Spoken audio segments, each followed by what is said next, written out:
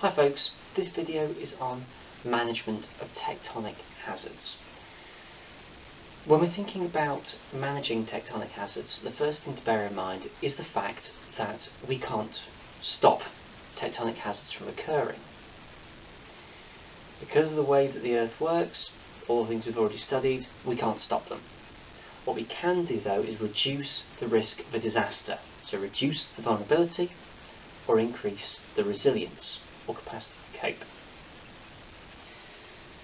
So for thinking about how to manage tectonic hazards, we need to think about how we can possibly manage tectonic hazards, what kind of theories are there around what can be done and what is done, and how it differs from country to country. We're going to start by looking at the disaster response model. The disaster response model is an idea of trying to figure out what it is that people do in response to a disaster. And different countries will react differently, but they all go through a similar sort of process. If we look at the disaster response model, we can see it's a cycle. The red dot is a disaster, and you can see that what happens is you have a disaster, go through a response cycle, and then the disaster happens. We have to accept these tectonic hazards are going to occur, and they're going to cause disasters because there are going to be vulnerable people, especially as population grows. So, we start with our disaster. Red dot. First thing that happens is people respond. Now that response can be sending out aid, it can be emergency services being deployed, it can be evacuation, it can be as simple as people just trying to pull people out of the rubble after an earthquake. That's a response. It's short term. It's also like collecting up casualties and providing medical care. It's an immediate response. You're not making anything get better long term. You're only looking at the short term. So you respond, and then what you try to do over the longer term is recover. So recovery, after you've responded, you've kind of got things stable, you then recover back to where you were, sort of normal level. So this boundary here is kind of like the normal level. So response, you're kind of stabilising it, stopping it getting worse. Recovery, you're picking it back up again. So rebuilding houses, getting people back to health, and just rebuilding lives, economy, that kind of thing. Now for most of the lesser developed countries, that's as far as they get. They can recover, and then a disaster comes and the same thing happens again, and they kind of get stuck in this loop. However, with the right preparation, education, money, you can go further. You can actually start to make things better for the next time a tectonic hazard occurs. You can mitigate. Now mitigation is all about reducing impact. So you're reducing vulnerability and you're increasing resilience. Mitigation in particular is about that increasing resilience. It's making sure people are protected. It's taking steps to, say, make earthquake-proof homes. Make sure people don't build their homes in a volcano or tsunami area. Building regulations, planning, that kind of thing. You are increasing that resilience. And that's good because you're actually getting to a better stage. Going up. Even better, after mitigation, you can go on to preparedness. This is more about reducing vulnerability. It's preparing, making sure people are educated, making sure systems are in place to respond when a disaster hits. Quick, short-term things to stop there from being quite as much of an impact. And this means when the disaster hits the second time, because you know it's going to happen, when a disaster hits, it'll be a smaller disaster. So the more developed countries, or countries with more aid, can get round and respond and actually make it better for the next time. Less developed countries might get round to mitigation, but not get round to the preparedness, because preparedness requires technology, seismographs, warning systems. Even less developed countries might only get round to recovery. Some countries only get round to response before another disaster hits, and they get pushed further and further down. They get stuck in this part where they respond, so they kind of stabilise the situation, but then another disaster happens, so it gets worse again, so they actually go further into the negative side, rather than being able to get all the way around back to normal and then improving it for next time.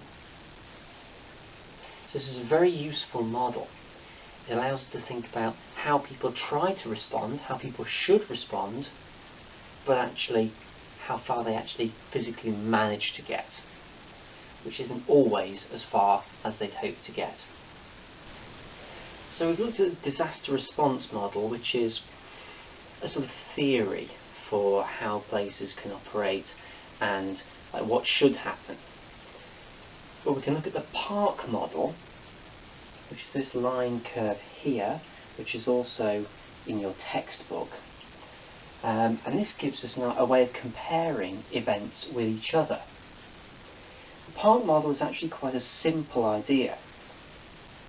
You've got this blue line here represents the state of an area. So whether it is in its normal state, whether it's in a pretty good position, or if it's normally very bad, it's in a very bad position. Above the green line is an improved situation on normality. Below the red line is in a deteriorated or worse situation than normality. And what we get is preconditions to a disaster. Everything's just happening normally, in theory. Sometimes that can go up and down, depending on what's happening. Maybe if they've been doing some preparedness, they might actually be going upwards at this stage. However, disaster hits and life gets considerably worse in the immediate response period. At this stage we've got what Park calls the relief section. This is sort of hours to days, and this is where there's some responding going on. People are trying to stabilise things to stop it from getting worse, and they're trying to just make it stable. Then it begins to pick up as they start to recover. So that's recovery here. And this goes then to the rehabilitation point. And this is sort of from days to weeks, even on to months. As they rebuild, try to get the situation back up to normal. It goes up and up and up and up. And then we get into a situation where we get to rebuilding. So once they've sort of got their lives back together, they're actually going to start rebuilding, as in, well, how can we reconfigure our society, make it better? So it goes up and up and up, and theoretically it's improved on where it was before. This is if you're going into mitigation and preparedness. You get these improvements.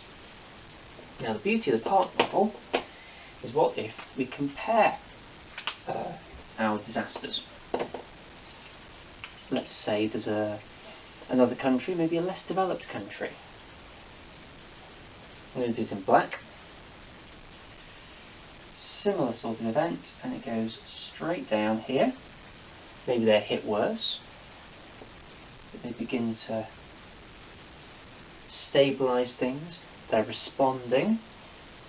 I should probably be a little bit less sharp there. There we go. They're responding, but they don't have the resources, they don't have the money or the systems to even start to recover properly. Well, maybe they can start with a recovery, but they can never properly rebuild. and so their lives stay bad, they stay worse than they were before. And we do see this sometimes. Alternatively, you might have it where this curve picks up quicker, or picks up quickly and then bends off. The point is you can compare events using the park model. The disaster response model is a kind of theoretical framework, but the park model is really good for actually comparing disasters. So when you match it with your hazard profiles, you can start to go, okay, so if you get a hazard profile that looks like X, you might get a park model that looks like Y. And you can start looking at how the hazard profile and the human factors work together to create park model effects. So to recap, we're looking at disaster occurring, situation gets worse, and then theoretically improves, and that happens in both models.